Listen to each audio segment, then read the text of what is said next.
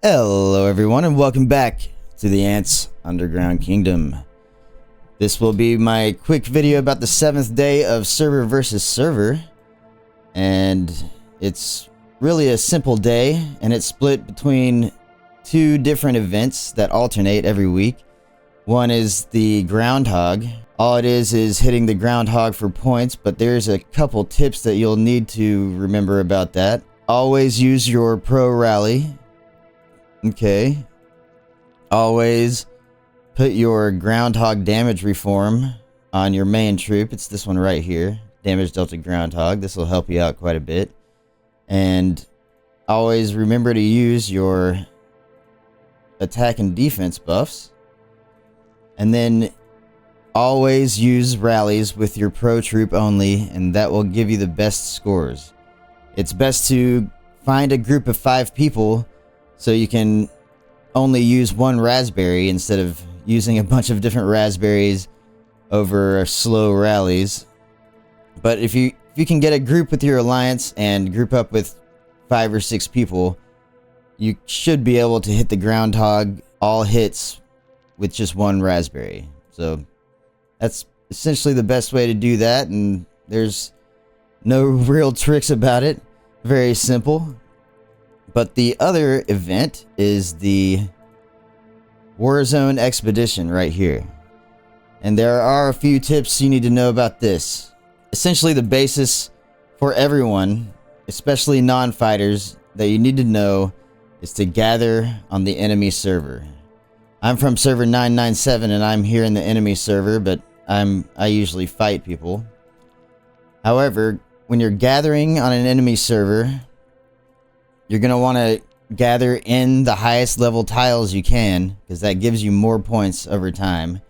And when you gather, you're going to want to send either your actual full combat pro troop, so when people fight you, you can actually beat them, because they'll try to knock you out of the tiles. Or do something like this: send 50k T1s, so then when people hit your tiles, they barely get any points. I would recommend only gathering with the amount of troops that you need for essentially the time that you're sleeping, or whatever time you're going to be away from the game. It could only be a few hours. You know, you might just send 20k T1s or whatever amount that you want. But definitely if you're sleeping or whatever, try to get those full 8 hours or whatever. You'll be able to kind of test how many T1s you need. It's different for everybody, but it's best to use the minimum amount possible, so then when defenders hit you, they'll get very few points and they'll be wasting their teleports all around trying to hit tiles. Yeah, that's the best way to go about that. Otherwise, the fighters, it's normally based around these squirters here, and there's 4 squirters near the tree on each server that you can fight on. So if I go back to my own here, we've got these 4. Unfortunately, right now the enemy is essentially given up, so I can't show you necessarily what I normally do. But for strong fighters, you're going to want to look for big stacked squirters like this, 18 out of 30, and just hit them as hard as you can. Sometimes you can knock 10, 15 people out in one hit, and you'll get a massive amount of points for that. Even use raspberry before hitting these things sometimes. It is normally best for players not to stack in these squirters like this. It is much better for everyone to go gathering instead of sitting in these squirters, because the whales on your enemy server will hit these stacks and they'll get a massive amount of points for knocking out tons of people. If you really must go into a squirter, reinforce it with either your strongest troop or other really strong troops that you know can fight, or do the same thing like with gathering. The squirters require a minimum of 50,000 troops, so essentially just slide this to really close to 50,000 of T1s, and they'll get the least amount of points for knocking you out of the squirter if you're actually going to stay AFK in a squirter instead of gathering. But I would recommend that you gather instead of sitting in a squirter, just to make it harder on your enemy. Everyone on your server should be gathering in the enemy server if they're not fighting. Okay? And fighters, they can defend by, well, they can make points by killing ants anywhere.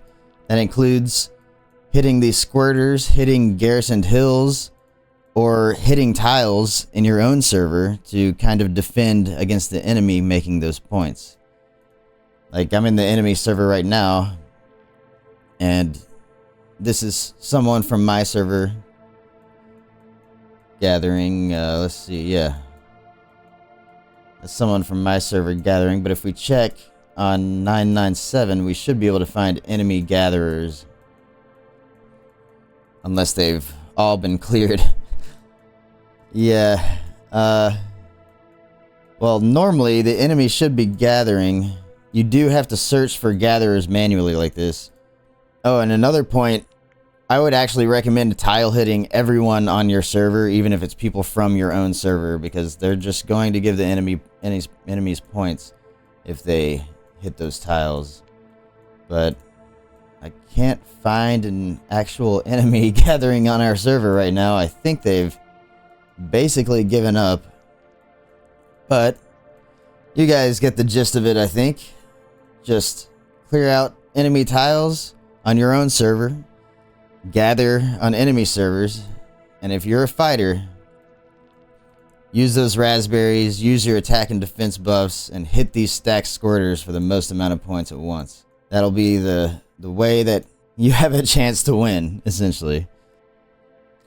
Another thing is that these days are one of the best days to actually make resources, including honeydew, because if you have this crimson healer, just like I have in the unlimited heals trick in the other video, if you have this crimson healer and other buffs to healing and ants, every hit you do on this day and every heal that you make is going to be repaid, except it's going to be repaid with more than you actually use. So right here I'm using 4.4 million. I'll actually get back more than 4.4 million for healing this, and you'll also receive your speedups back. So go ahead and use your speedups. Go ahead and heal all the ants on this day that you can during your fighting. Honestly, I would suggest to essentially fight as much as possible so you can just make more honeydew and whatever resource, you know, depending on if you're using enhanced or non-enhanced ants. So it's a great day to make a lot of resources too. Other than that, both of these days are insect days as well. So they're the best days to star up your insects. I might actually have a few that I could do right here. Yeah, I like to just, well, I'll just batch star up everything. It's kind of what I do. You know, kind of keep your insects maxed out for starring up, so then later on you can star them into your pro insect or whatever you need. It's also the best day to butcher insects if you want to do that. Really anything insect related, starring up your pro insect, anything like that. This is the best day. You can get a few extra points like that, but it's not really going to compare to the points of either hitting the Groundhog or hitting enemies in these squirters. And well, that's essentially all there is to it on day 7. Have fun out there. It is a very fun event. I do enjoy fighting the enemy servers. Even if you lose every other day, it's always nice to have a good fight. But I think that's all I got for you. I'll see you guys next time. Bye.